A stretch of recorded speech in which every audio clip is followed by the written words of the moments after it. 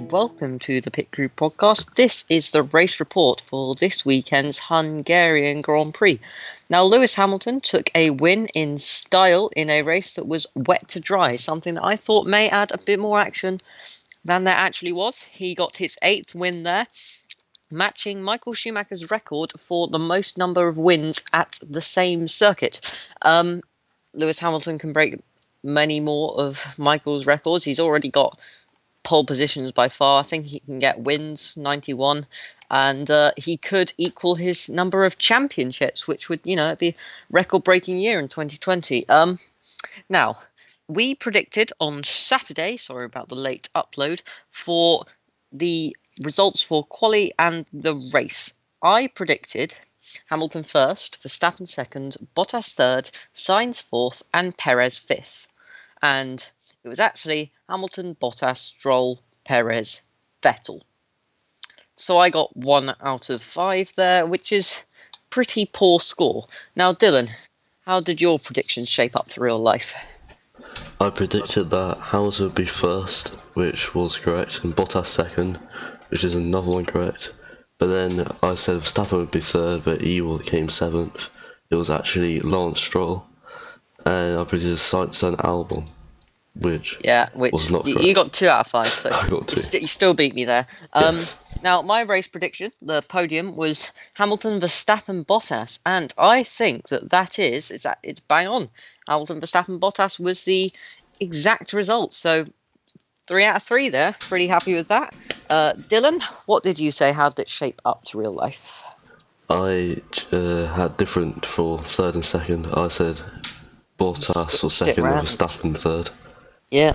Which was sadly, incorrect. Which is we didn't get our 1-2s like we did at the start of 2019. Now, this race was exciting, or looked to be exciting from the start, with Max Verstappen's crash on his way to the grid, which is almost a Romain Grosjean-esque mistake. Yeah. I mean, it was very wet, but a driver with his much, not necessarily experience, he hasn't been there for that long, but his much skill, it's surprising to see. But Red Bull mechanics, they're heroes. They are the best at the pit stop, so they turned it around on the grid. They did very well to get it started and to get it to start the race, and it was just impressive, as you heard in Max Verstappen's little radio message just before he started the race, saying it was absolutely amazing, or something along the lines of that, which it was. Now, the Haas guys, they came in on the formation lap and they pitted. They started from the pit lane, obviously, because that's what you do if you pit on the formation lap. And they switched to slicks, which was a strategy that paid off for them, as the rest of the guys switched. I think lap 3, the pit lane was absolute chaos. The unsafe release for Nicholas Latifi that got him the puncture, because everyone decided we need the dries, because it just stopped raining just as the race started and the inters were starting to overheat.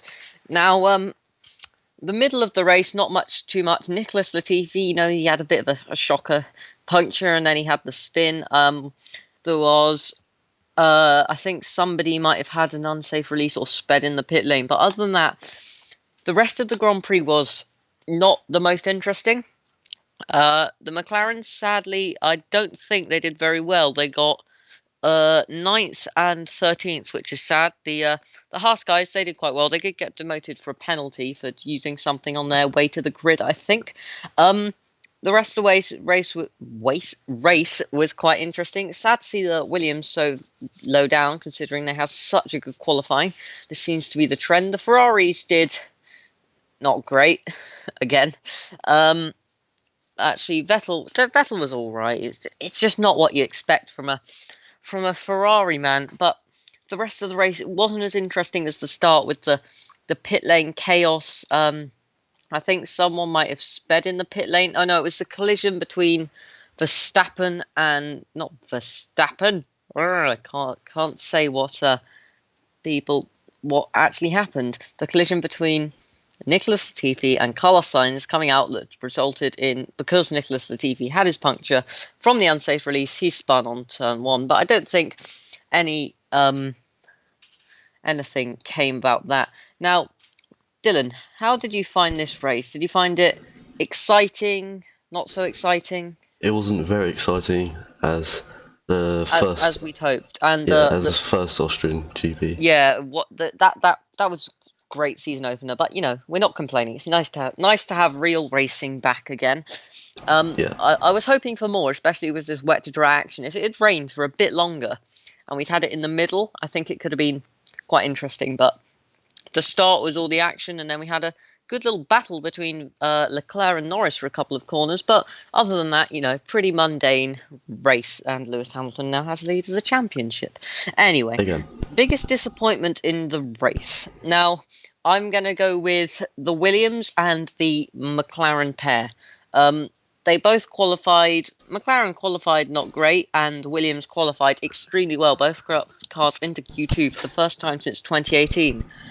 The Williams pair, Nicholas Davino, he had his puncher and then he spun. He didn't do so well, but Russell down to 18th, and McLaren. I was hoping that when I saw that quality result, they could make up some places, but Sainz in 9th and Norris in 13th, even after being promoted for the Haas pair's penalties.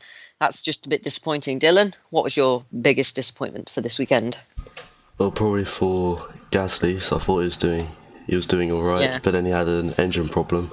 Yeah, he did. So Honda again. He didn't get to finish the race. He had a good qualifying. He qualified in 10th. It was pretty good. Yeah. He out-qualified Kvyat. Yeah, by it was Honda again, 7. wasn't it? Yeah. Anyway, my biggest surprise. It's not getting to be so much of a surprise anymore. It's hard to say, but I think Dylan wants to say this one. He said this before we started recording, so Yes. I'll let you have the honours for what may not be so much of a surprise anymore. Dylan, take it away. I think the biggest surprise was the Racing Points beating the Red Bulls to the second row, them coming in quality. 3rd and 4th, with Stroll in 3rd and Perez in 4th. And their race result pretty good too. But we're getting used to this now. Seeing a midfield team have such a turnaround is quite a surprise. My biggest surprise, you kind of sold one of the most surprising things. I think one of my surprises ties in with my disappointment. The Williams pair down so low, last and second to last.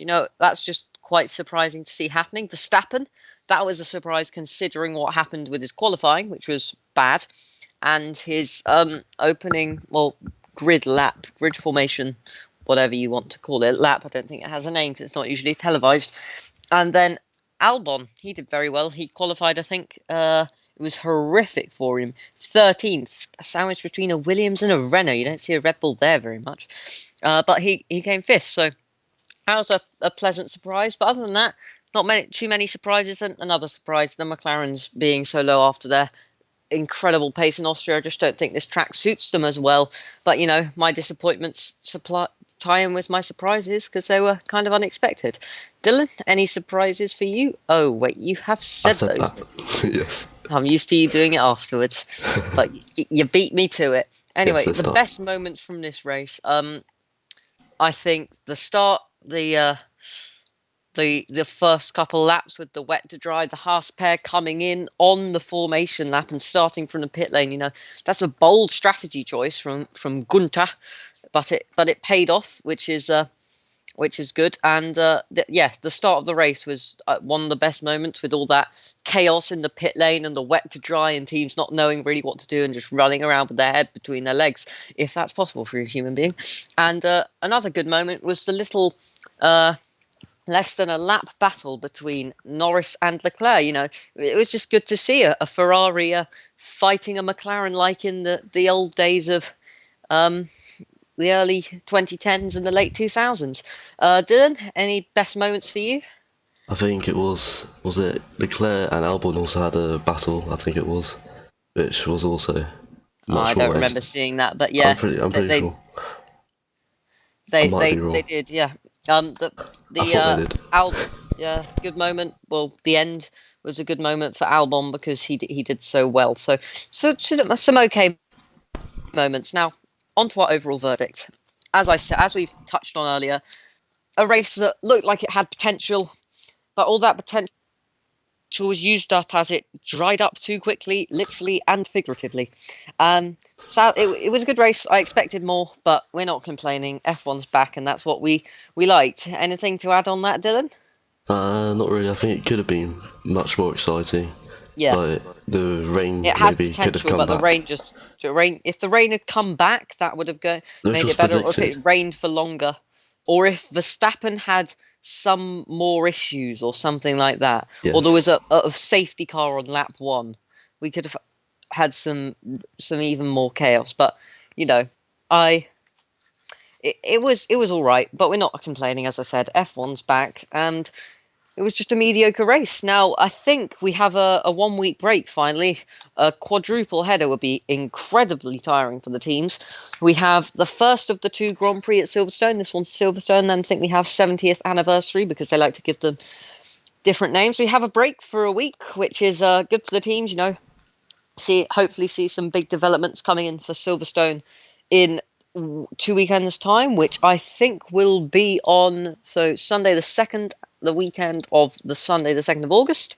But it's good to see it back, and good little break for us as well. The teams, they can do some development, and we don't have to record 4 podcasts in the space of 2 weeks, so We don't mind we really. get a little break that we don't mind. No. We get a little break there too, and that brings us to the end of our race report for this weekend's Hungarian Grand Prix. Sadly, there is nothing more to say. We will see you bright and Next week. early on Thursday, the 30th of July, if we remember to get it recorded by then. Yes. And for now, I've been Ed. And I've been Dylan. Bye bye. Goodbye.